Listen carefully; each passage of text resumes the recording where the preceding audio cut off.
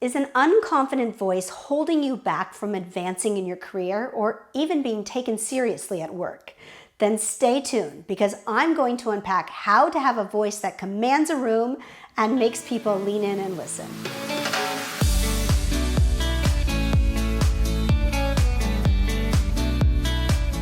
Hi, I'm Fia Fasbinder and welcome to Moxie Talk. Today I am going to be talking about 4 proven exercises that will help you speak with confidence. And if you stay until the end of this video, I'll teach you how to make sure that your voice sounds calm, cool, and collected even in the most stressful of situations. But before I do, if you are watching us on YouTube, please make sure to hit that alert button so you get notified of all of the new content I put out. And if you find value in this video, please make sure to like it and share it with a friend or colleague. Okay, let's go. In the first part of this video, I'm going to discuss how to build a confident speaking voice. There are lots of different parts to executive presence, and there are a lot of different parts to even just the vocal side of executive presence. But it all starts with the mouth because, well, how you use your mouth and all of the vocal system that it entails determines from the very first words you say your credibility and your authority. Picture in your mind 2 speakers. Everything the first one says is mumbled, monotone, very slow. Now picture the other speaker who enunciates clearly, has a dynamic voice that gets louder and softer, faster and slower, and just exudes warmth and engagement. Don't you want to listen to the second speaker? Of course. No, we all do. And yet, in all of my trainings and business presentations, I have seen so many presenters that sound more like the first. So how do you get to that level of vocal executive presence?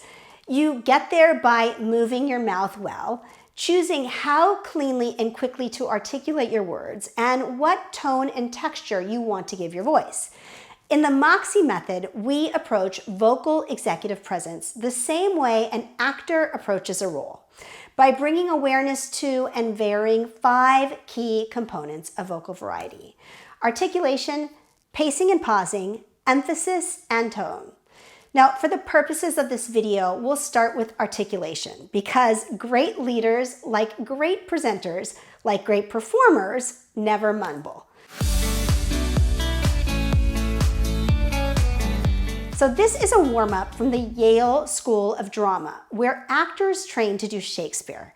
And if you've ever seen a Shakespearean play, you know that it's like vocal acrobatics. The actors can't trip over very difficult words, fumble, or stumble.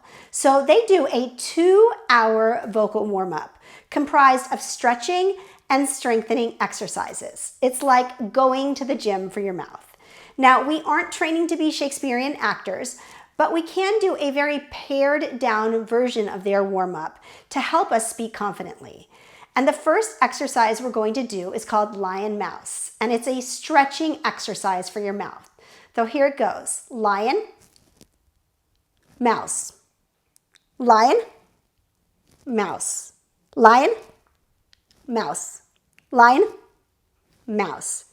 Now you can feel how much that stretches your mouth out.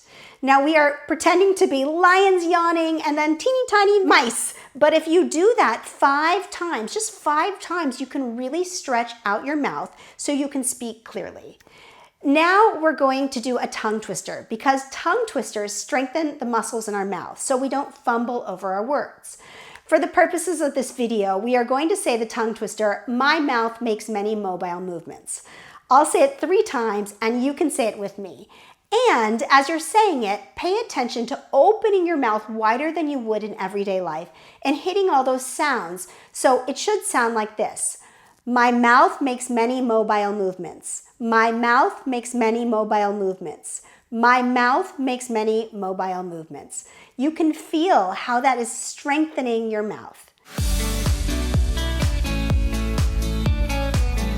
Now, the second technique to convey vocal executive presence is pacing and pausing.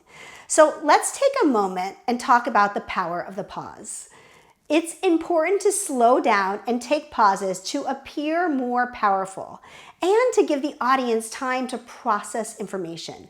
When you pause, you are literally lessening the processing load for your audience by allowing them to catch up to what you're saying. And for those of you who speak too fast, I can tell you all day long to slow down, and it simply doesn't work. But if I tell you to pause, you are stepping on the brakes and you have a chance to take a breath and slow yourself down. So it's incredibly important to overcome your fear of silence and learn to pause. When you pause, you might feel like you're relinquishing power, but in reality, you're really gaining power because it shows your audience that you respect the silence and you respect the time it takes them to think about things. So we pause for two reasons: to allow the audience to catch up with what we're saying, and also for a theatrical event. And if you write out your talks, you can mark your pauses in your talk with your talking points with a P or a slash. Now let's try this sentence from Dr. Seuss as an example of the power of the pause. I'm going to say it once, pausing where you would naturally say it, like this: be who you are and say what you feel, because those that mind don't matter and those that matter don't mind. Now I'm going to do it and not pause at all. Be who you are and say who you feel, because those that mind don't matter and those that matter don't mind. You can tell that sounds like a nervous speaker, right? Now let's do it again and pause in a couple more places. Be who you are and say what you feel, because those that mind don't matter and those that matter don't mind. Can you see how pauses help add theatrical effect and lessen the processing load for the audience? So those are 3 techniques you can use to help you: articulation with your stretching and strengthening exercises, and pacing and pausing.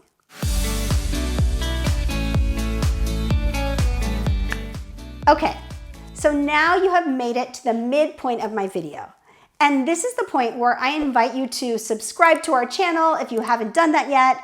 And if you've made it this far in my video, that probably means you're getting value out of it, which probably means you would get value out of my other videos too, which probably means you would benefit from subscribing to our channel. So thanks, and now back to our regularly scheduled programming. The third technique that we are going to talk about for a confident speaking voice is the ability to emphasize, or emphasis.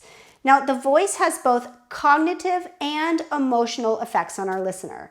In the speaking world, emphasis is actually called strategic tonality because we're using tone strategically to help the audience pay attention. The brain processes language in peaks and valleys. So if we punch our words with our voice or emphasize certain words with our voice, we're telling the audience, listen to this part of my presentation. If your voice is monotone or flat lines, you can add vocal variety and add some peaks and valleys by simply emphasizing words. You can also highlight or mark the words in your talk if you write it out so that you remember to emphasize those words. So let's try an emphasis exercise. I am going to say the sentence, I can't tell you not to go. And every time I repeat the sentence, I'm going to emphasize a different word so that you can hear the difference that emphasis makes. Here we go. I can't tell you not to go. Second time, I can't tell you not to go. Third time, I can't tell you not to go. Fourth time, I can't tell you not to go. Fifth time, I can't tell you not to go. Sixth time, I can't tell you not to go. Seventh time and final time, I can't tell you not to go. So you probably noticed 2 things. Not only am I pausing after I punch that word or emphasize that word, but you probably noticed that the sentence changed meaning simply by emphasizing different words. So emphasis and pausing go hand in hand. They're like brother and sister for vocal variety. Now, not all sentences will change meaning, but it's a good example of the power of emphasis to make us listen and pay attention. The 4th technique that we are going to talk about to convey vocal executive presence is tone. And another way to think about tone is that we use tone to strengthen our words, and we want to merge the tone with the topic of our speech or our presentation. You wouldn't want to deliver great news in a monotone voice or serious news too excitedly.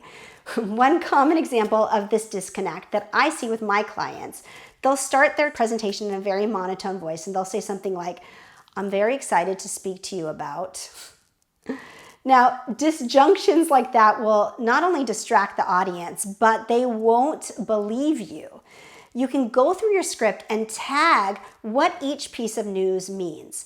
And by doing that, you can focus on how your tone can strengthen your message, or rather, how your tone could undermine what you're trying to get across if you don't use the right tone. So tone really matters. And the cool thing is that you don't have to have just one tone of voice. You can have many. You vary the tone of your voice many times a day, whether you realize it or not.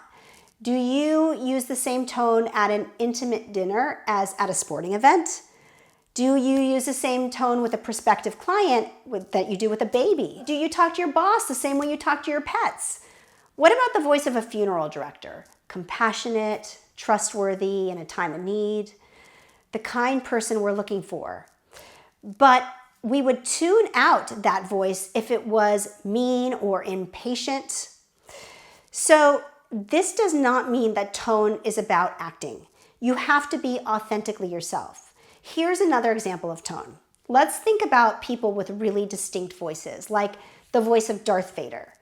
He probably wouldn't have been successful in the role of Elmo on Sesame Street or any other kind of character in a children's cartoon.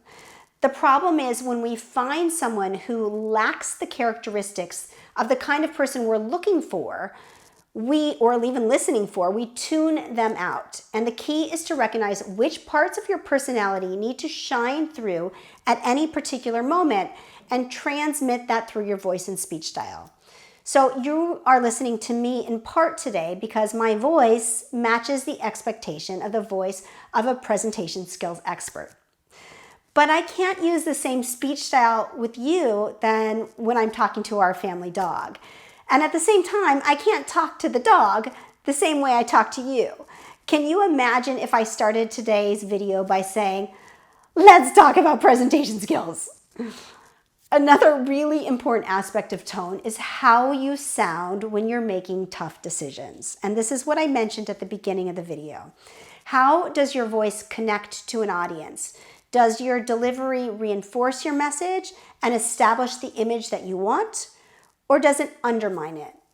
What happens if I am leading a meeting and it's a difficult, stressful meeting and I say to everybody, "Okay, everybody, just calm down now. We need to reevaluate the situation." At worst, I make the situation worse. At best, you may suggest that I take a long walk around the block to cool down. So one tone exercise you can do on your own is to say the sentence, "I have something to say," 3 times. First time, you are delivering good news to a client. Second time, delivering bad news to a client. Third time, in a client meeting. So let's begin. Let's try it. So here's the first time. "I have something to say." Second time, "I have something to say." Third time, "I have something to say." Now, you don't have to sound exactly like me, but you do need to make sure that your authentic tone matches each of the situations. So that's it. 4 proven techniques to ensure that your voice has vocal executive presence and that you have the voice of leadership every time you speak. If you found value in this video or you want to deep dive into more videos on how to speak with confidence, check out our playlist on all things voice and speech. And if you liked this video, please let the world know by hitting that thumbs up icon. Also, stay tuned for our next video on vocal warm-ups that you can use before a high-stakes presentation. And last but not least, if you still haven't subscribed to our channel, we would really love it if you could do so and get notified of all of the great videos we put out delivered to you on the regular. Until next time, remember to live boldly, lead brilliantly, and speak with Moxie.